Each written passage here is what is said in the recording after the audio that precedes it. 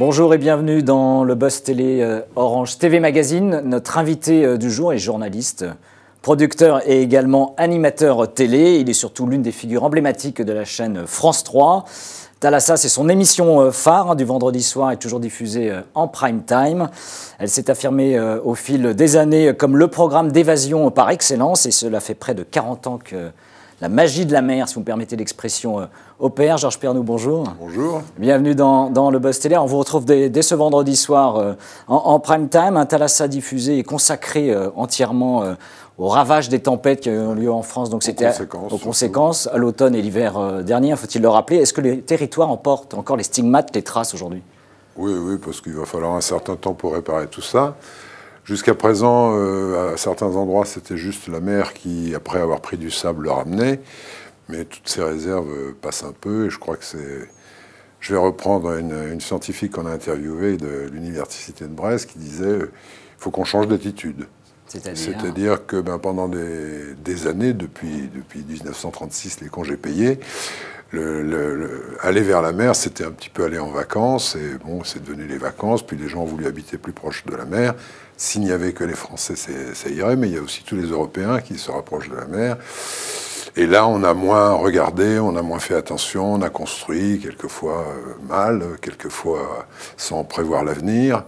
Or, aujourd'hui, il y a des scientifiques à Brest qui travaillent sur l'historique du littoral et l'attitude qu'il faut prendre pour le reste. Alors, seront-ils écoutés? Ça, c'est un autre problème.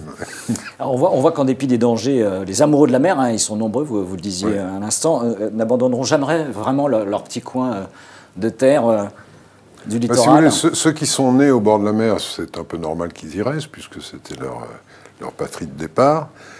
D'autres sont venus pour les vacances et autres. Qui dit clientèle dit construction. Bon, il faut simplement regarder un petit peu comment ça se prépare pour l'avenir, parce que bon, c'est pas la dernière tempête qu'on a eue. Là, il y en a eu pendant près d'un mois pratiquement. Pour nous, on n'allait pas faire de l'actualité, puisqu'on ne peut pas rivaliser avec l'actualité, on n'a pas 43 000 équipes. Donc on a plutôt réfléchi, on a tourné pendant la tempête, bien sûr, sur toutes les côtes françaises, que ce soit en Manche, en Atlantique ou en Méditerranée. Mais on s'est intéressé un petit peu à tous ces dégâts d'abord, de les analyser, et puis de voir un peu ce qu'il faut changer dans notre attitude. Et est-ce que justement l'homme a les moyens de lutter contre ce fléau, entre guillemets, ces tempêtes répétitives? Alors moi j'ai une vieille phrase là-dessus, c'est que 1 litre d'eau pèse toujours 1 kilo. Quand vous voyez les vagues qui arrivent, c'est des tonnes qui arrivent. On a vu une digue du côté de l'Orient, une digue qui a été construite pendant la guerre sur le mur de l'Atlantique, qui est partie, mais comme un fétu de paille, alors que c'était des murs qui étaient larges comme ça. Bon, donc on est plutôt pessimiste en sortant de votre magazine ce soir? Non, je pense qu'un magazine comme ça d'abord permet de réfléchir un petit peu. Il ne s'agit pas de tout changer. Il s'agit simplement, à certains endroits, de faire attention. Ces gens de Brest étudient le passé, d'abord, sur le plan géologique et autres. Mais chaque côte a ses problématiques. Il y a aussi des villes qui font faire des études, des villes sur les ports qui sont dans leur région, pour voir, on fait des maquettes, pour voir ce que ça peut donner, la puissance, puisque bon, le niveau de la mer monte, certes, pas beaucoup pour l'instant, mais ça fait des kilos en plus, comme on dit. Donc, oui, il peut y avoir encore d'autres tempêtes. Il y en aura. C'est à nous de faire attention.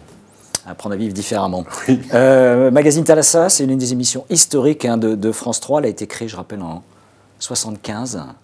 Ouais. C'est quoi la recette de cette longévité? Écoutez, je pense que cette émission existe toujours parce que je ne suis pas issu du monde maritime. Moi, j'allais à l'école à ski, il ne faut pas m'en vouloir. Et donc, j'ai découvert la mer au travers de mon métier. J'étais caméraman, je suis parti sur la première course autour du monde. En face de moi, j'avais 8 personnes dans l'équipage.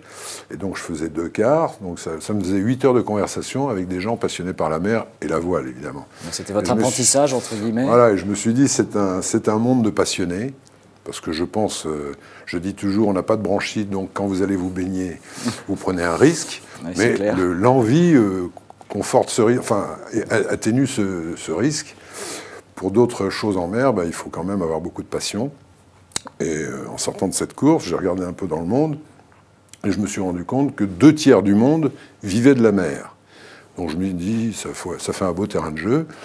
Mais j'ai toujours appliqué la règle du bon téléspectateur que je suis. Il n'y a pas de mots techniques dans Thalassa, tout le monde doit pouvoir comprendre, c'est une émission faite pour les téléspectateurs.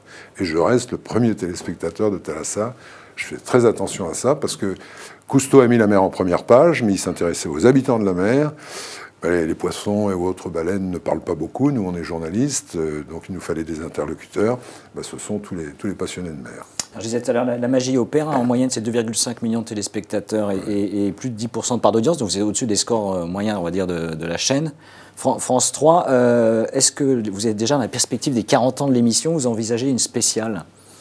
Je prends un peu d'avance. Hein. Bien sûr qu'on fera quelque chose pour les 40 ans de diffusion, mais pour l'instant c'est difficile d'en parler parce que rien n'est arrêté, mais on va s'en occuper très sérieusement. On commence déjà à y réfléchir sérieusement.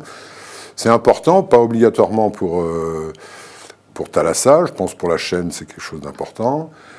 D'autre part, on a aussi une cinémathèque assez impressionnante, sauf que beaucoup de systèmes de tournage ont changé. Tout n'a pas été numérisé, donc j'imagine, encore à ce jour. Alors, numérisé presque tout, mais pas dans les mêmes cadrages, puisqu'on est passé, je parle technique, du 4/3 au 16/9. Donc, et puis l'HD après. Donc l'image a beaucoup évolué. Mais ce qu'on va essayer de faire, c'est de montrer ce qui a changé en 40 ans sur le littoral et dans tout le monde maritime, quoi. Et puis on reviendra certainement sur des lieux qu'on a aimés, quoi. Le journaliste et l'animateur que vous êtes est vraiment indestructible. J'ai connu un certain nombre de présidents de la République, notamment, y compris du groupe France Télévisions. C'est quoi votre secret? Le secret, c'est peut-être parce que je découvre encore ce monde que je ne connaissais pas, le monde de la mer. Vous restez émerveillé? Oui. Moi, la première fois que je suis allé en Bretagne Nord avec une caméra, je suis tombé par terre parce que pour un caméraman, c'est le plus beau décor du monde, donc on ne s'ennuie pas. Donc je pense que mon père me disait toujours, quand on s'ennuie quelque part, il faut s'en aller. Pour l'instant, je ne me suis pas ennuyé, donc... Georges Perdoux, merci. Je vous présente pour terminer notre rubrique Je regarde ou je zappe, donc un programme actuellement diffusé à l'écran. Vous me dites si vous regardez ou si vous zappez. Alors le Grand Journal avec Antoine Decaune depuis la rentrée sur Canal. J'ai une petite faiblesse depuis quelque temps sur le Petit Journal. Sur le Petit Journal. Oui, qui je pense a pris la main. Enfin, en tant que téléspectateur... Et pourquoi? Qu'est-ce qui vous sensibilise sur le Petit Journal? Parce que le Grand Journal a évolué. Bon, il y a Miss Météo, bon, ça c'est un plaisir. Le Petit Journal est beaucoup plus agressif, surtout dans ces périodes. Il y a les guignols qui, eux, n'ont pas changé, surtout en période d'élection. Alors là, ils s'en donnent à cœur joie. Mais le Petit Journal a pris des facettes qui sont assez sympas, qui sont assez modernes. Moi, j'aime bien. Alors que je n'aimais pas au début. Au début, moi, c'était le Grand Journal, et éventuellement, il y avait le Petit Journal. Et puis, je me suis laissé séduire petit à petit, quoi. Autre genre, le divertissement avec The Voice sur TF1 le samedi soir? Non, c'est pourtant un ami qui la réalise, donc... Mais c'est pas votre genre. Touche pas à mon poste en Access Prime Time sur D8 avec Cyril Hanouna, dont on a beaucoup parlé depuis la rentrée. Non, c'est pas ma génération. C'est pas votre génération. Alors, à mon avis, encore plus segmentant, les anges de la télé-réalité. On a beaucoup parlé de Nabila sur Énergie 12. Ouais, non, c'est pas... Mais je regarde pas beaucoup la télé. J'aime bien Salut les Terriens. Parce que c'est quand même un grand bonhomme de télévision. On peut me raconter tout ce qu'on veut. On le connaît depuis très longtemps. Et c'est quand même un type... D'abord, ses émissions sont très bien préparées, très bien documentées. Je ne sais pas s'il fait ça tout seul. Mais en revanche, c'est lui qui monte l'émission. Je l'ai souvent rencontré dans les salles de montage. Ça, c'est pas mal. Toujours la manœuvre. Est-ce que vous êtes un amoureux de bonne chère avec Top Chef sur M6? Non, j'ai commencé un régime il y a 1 an. Mauvaise pioche, donc.